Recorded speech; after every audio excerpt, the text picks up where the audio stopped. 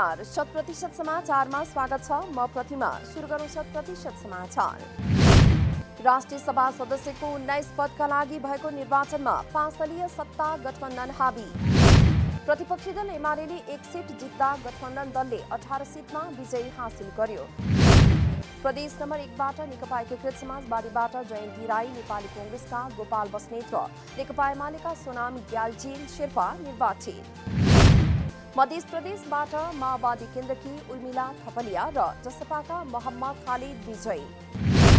बागमती प्रदेशबाट नेकपा एकीकृत समाजवादीकी गोमा देवी तिमिल सिन्हा र नेपाली कांग्रेसका कृष्ण प्रसाद पौडेल विजयी। गण्डकी प्रदेशबाट नेपाली कांग्रेसकी कमला पन्त, नेकपा माओवादी केन्द्रका सुरेश आले मगर र भुवन बहादुर सुनार निर्वाचित। लुम्बिनी प्रदेशबाट नेपाली कांग्रेसका युवराज शर्मा, नेकपा एकीकृत समाजवादीकी राजेन्द्र लक्ष्मी गैरे र राष्ट्रिय जनमोर्चाका तुलप्रसाद विश्वकर्मा निर्वाचित। कर्णाली प्रदेशबाट माओवादीका नरबहादुर विष्ट, कांग्रेसकी दुर्गा कुमारी गुरुङ र एकीकृत समाजवादीका उदय बोहरा निर्वाचित। सुदूरपश्चिम प्रदेशबाट नेपाली कांग्रेसका नारायण दत्त मिश्र, नेकपा माओवादी केन्द्रका जगत पार्की र नेकपा एकीकृत समाजवादीकी मदन कुमारी शाह गरिमा विजयी।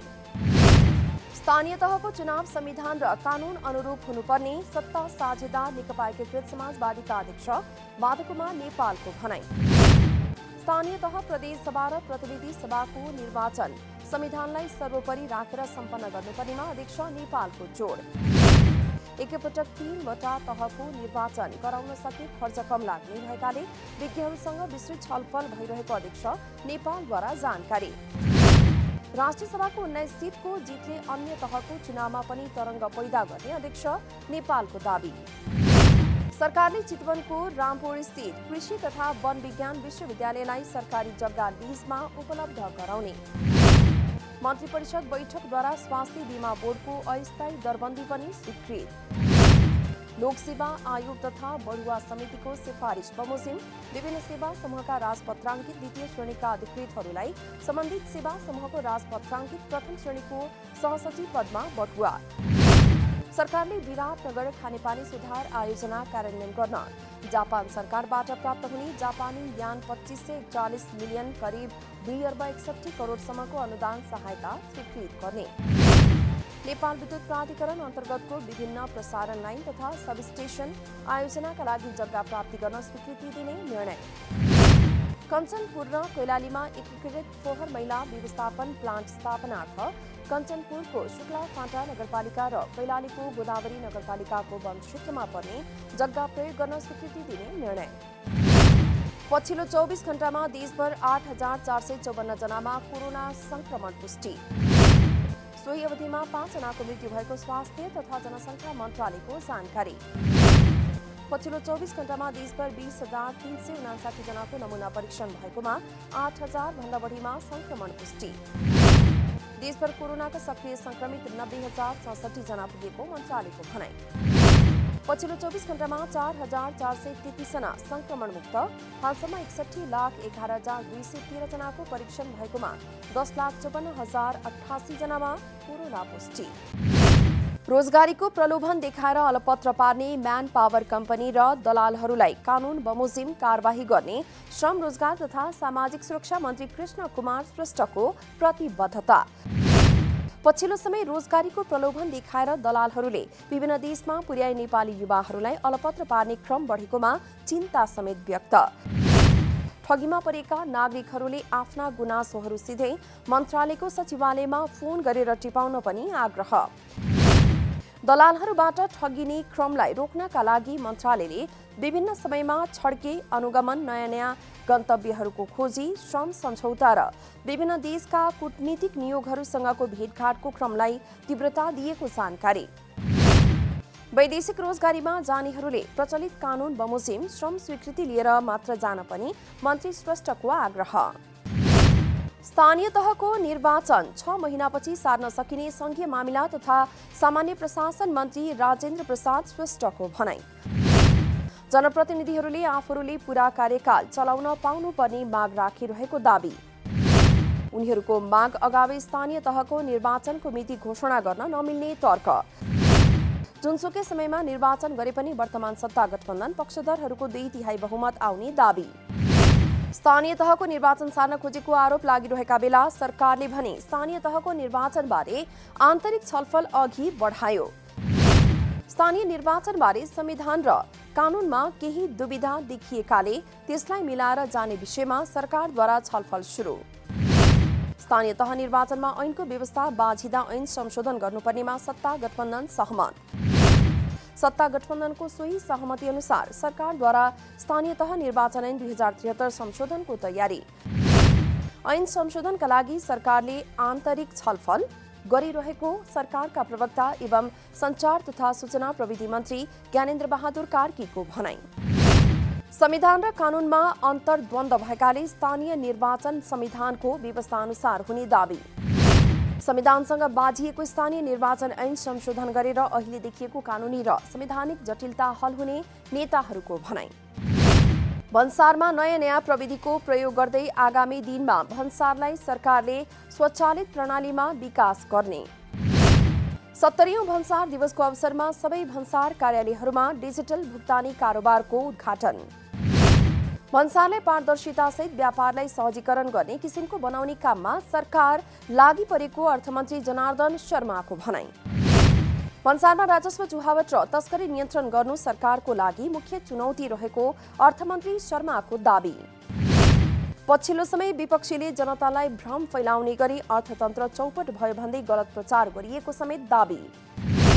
भन्सार कार्यालयहरूमा डिजिटल भुक्तानीको सुरुवात भन्सार सम्बन्धी महत्त्वपूर्ण माइलस्टोन भएको अर्थ सचिव मधुकुमार मरासिनीको भनाई।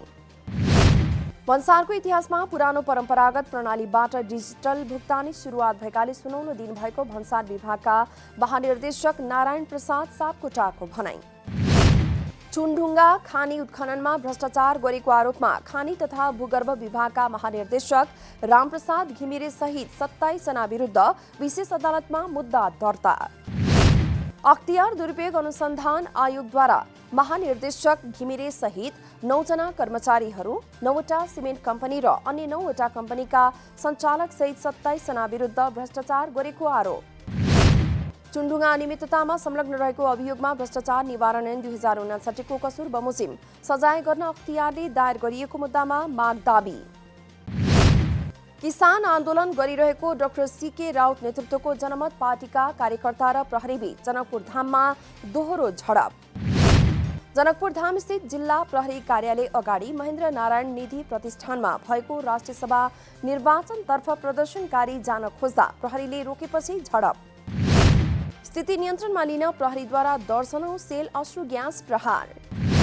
झडपमा दर्जनौं प्रदर्शनकारी घाइते, प्रदर्शनकारीहरूद्वारा 2वटा सरकारी गाडीमा तोडफोड।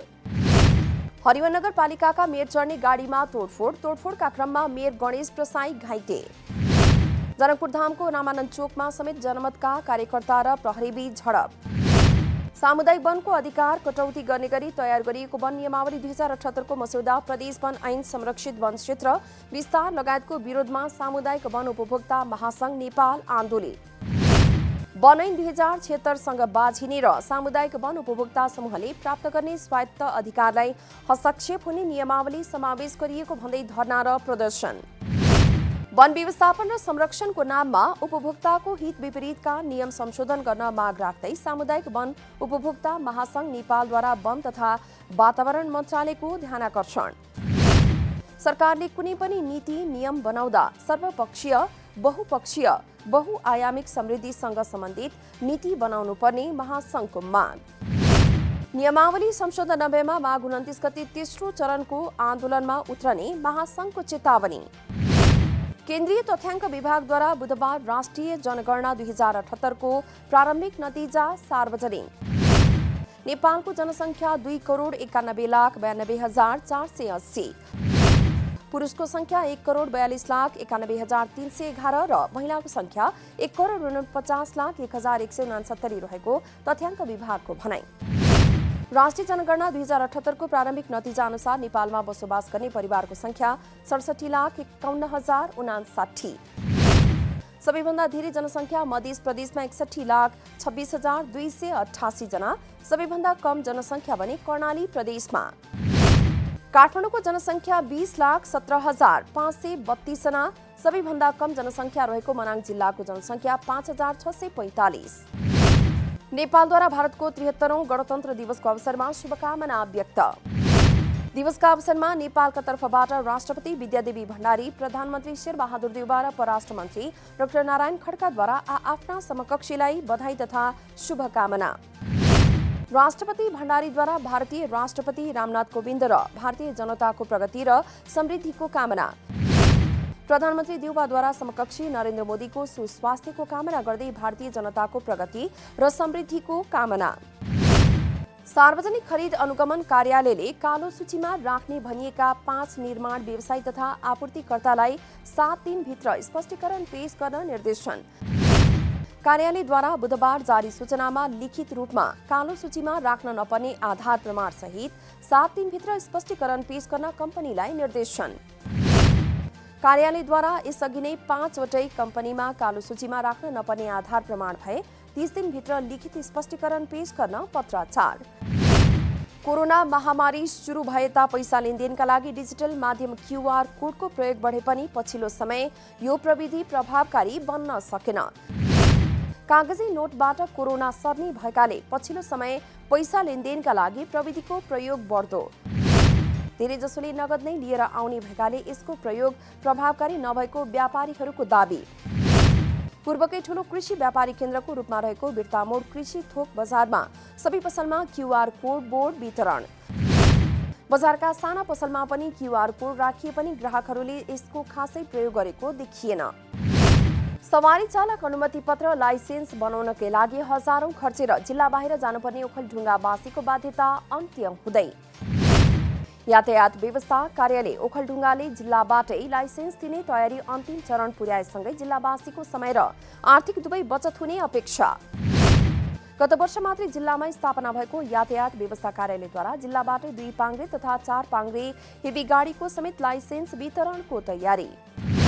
प्रयोगात्मक परीक्षाका लागि आवश्यक पूर्वाधार समेत तयार भइसकेकाले समय अनुकूल भए यही माघ मसान्तबाटै लाइसेन्स वितरणको काम थालिने। आफ्नै ट्रायल सेन्टर नभएकाले यातायात कार्यालयद्वारा ठेक्का प्रक्रिया मार्फत एक निजी कम्पनीको ड्राइभिङ सेन्टर भाडामा लिएर प्रयोगात्मक परीक्षा लिने तयारी। सम्पूर्ण मापदण्ड पूरा गरेर भौतिक संरचना तयार गरिएकाले प्रयोगात्मक परीक्षाका लागि यो ट्रायल सेन्टर उपयुक्त रहेको सञ्चालकको दाबी। अमेरिकाद्वारा आफ्ना नागरिकहरूलाई भारतको भ्रमण नगर्न चेतावनी। कोरोना र जम्मू काश्मीरमा बढिरहेको आतंकवादलाई मध्यनजर गर्दै भारतको कुनै पनि किसिमको भ्रमणमा पुनर्विचार गर्न आग्रह। यसअघि अमेरिकाद्वारा सेन्टर फर डिजिज कन्ट्रोलले भारतमा बढ्दो कोरोना मामिलालाई मध्यनजर गर्दै लेभल 3 स्तरको यात्रा र स्वास्थ्य सूचना जारी। अमेरिकाद्वारा आफ्नो यात्रा परामर्शमा अमेरिकी नागरिक जम्मू काश्मीर राज्यमा आतंकवाद र नागरिक अशान्तिलाई मध्यनजर गर्दै यात्रा नगर्न सल्लाह। भारत पाकिस्तान सीमाको 10 किलोमिटर क्षेत्रमा नजान समेत आग्रह। विभागीय टिम नेपाल एपीएफ क्लब पोखरामा जारी 20औं संस्करणको आहारा गोल्ड कप फुटबल प्रतियोगिताको फाइनलमा प्रवेश। बुधबार भएको पहिलो सेमी फाइनलमा 10 खेलाडीमा सीमित मसिन्द्र फुटबल क्लबलाई 3-1 गोल अन्तरले हराउँदै एपीएफ उपाधि नजिक। पोखरा रङशालामा एपीएफलाई जित दिलाउन सनी श्रेष्ठ, प्रदीप लामा र नवीन लामाले 1-1 गोल गरे। खेलको 25औं मिनेटमा सनीशले गोल गर्दै एपीएफलाई सुरुवाती अग्रता दिलाए। खेलको 40औं मिनेटमा ओमो लासाले गोल गर्दै मसिन्द्रलाई 1-1 को बराबरीमा ल्याए। नेपाली राष्ट्रिय फुटबल टोलीका मुख्य प्रशिक्षक अब्दुल्ला अल्मुताइरीद्वारा मरिसस विरुद्धको 2 मैत्रीपूर्ण खेलका लागि नेपाली टोलीको अन्तिम नामावली सार्वजनिक। माघ 15 र 18 गते हुने 2 खेलका लागि 2 टोली घोषणा गरेको अखिल नेपाल फुटबल संघ इन्फाद्वारा जानकारी। टोलीको घोषणापछि अल्मुताइरीले राम्रो नतिजाको अपेक्षा भन्दा पनि खेलाडीलाई एक्सपोजर दिनमा बढी ध्यान दिएको भनाई। अल्मुताइरीद्वारा प्रारम्भिक चरणमा प्रशिक्षणमा बोलाएका सबै खेलाडीलाई टोलीमा समावेश।